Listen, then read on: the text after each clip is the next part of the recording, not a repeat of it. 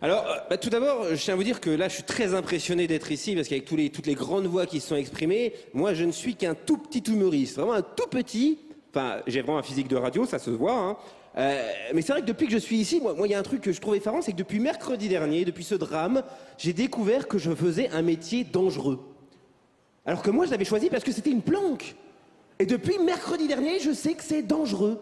C'est un truc de fou. Même ma femme, du coup, l'autre fois on était chez des amis, hein, il y a une dame qui nous dit « Écoutez, mon mari est soldat du feu ». Et ben ma femme, avec fierté, elle a dit « Mon mari, lui, il est humoriste ». Et là, on a fait « Oh ». Et vous faites des blagues sur les portables? Fait non, sur les djihadistes. Oh. Non, c'est incroyable, ma vie a changé aussi. Là, cet après-midi, j'étais à cette grande marche, c'était merveilleux. Je dois l'avouer, ça m'arrive pas souvent, mais j'étais fier de mon pays. Je voyais tous ces visages avec les petites pancartes « Je suis Charlie ». Bon, faut pas le cacher, il y a eu aussi 2-3 fautes de goût. Hein, parce que sur 4 millions de Charlie, il y avait aussi 2-3 Charlots. Hein. Je veux dire, quand j'ai vu un Bongo, comme ça, Orban, en train de défiler pour la liberté d'expression, hein, c'est un petit peu le cul qui explique à la bouche comment avoir bonne haleine. Non mais c'est vrai, c'est vrai. Moi quand j'ai vu toute cette brochette de politiciens comme ça, j'ai vu Angela Merkel, François Hollande, j'étais content François, j'étais content. Il y avait Nicolas à côté, je suis pas content parce que forcément, je me suis dit mais finalement les dessinateurs de Charlie Hebdo, ils ont gardé leurs meilleures caricatures pour la fin. Non, c'est incroyable ce qui s'est passé, c'est incroyable.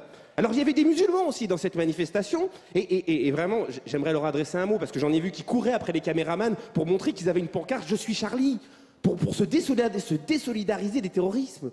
Moi j'ai un ami musulman, il travaille à la Défense. Je ne l'ai jamais vu habillé autrement qu'en costard. Et ben aujourd'hui, je l'ai vu débarquer en djellaba. Je lui dis « Mais qu'est-ce que tu fous habillé comme ça ?» Mais comme ça, les gens vont voir qu'il y a des musulmans dans la marche républicaine. Je dis d'accord, ok. Mais alors pourquoi t'as une bouteille de vin à la main? C'est pour passer incognito. C'est pour m'intégrer. Comment tu crois que les chrétiens ils sont intégrés ici? Le vin de messe? Non, c'est aberrant, aberrant. Alors forcément, en voyant ça, j'ai repensé aussi à ces 3 connards là qui nous ont privés de tous ces gens. Parce que c'est des connards. Et je me suis dit, il faut quand même repenser un petit peu à ce qui s'est passé. Ces mecs-là ont tué des dessinateurs. Ils sont morts dans une imprimerie. L'autre, il voulait tuer des juifs, il est mort dans un magasin cachère. Je veux pas dire, mais je pense qu'on ne prendra pas leurs photos pour illustrer la fuite des cerveaux.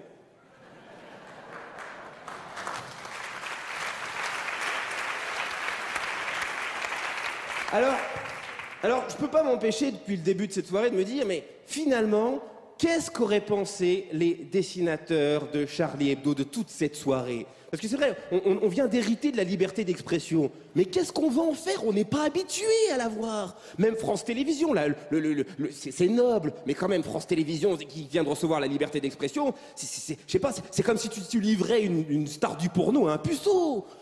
Et qu'est-ce que j'en fais? Comment on la prend? Enfin, je veux dire, c'est vrai, parce qu'ils allaient très très loin. Comment on fait pour être digne de leur mémoire? Et moi, je les imagine sur un nuage, je ne suis pas croyant, mais j'ai envie. Je les imagine sur un nuage, comme ça, avec 70 bouteilles de vin.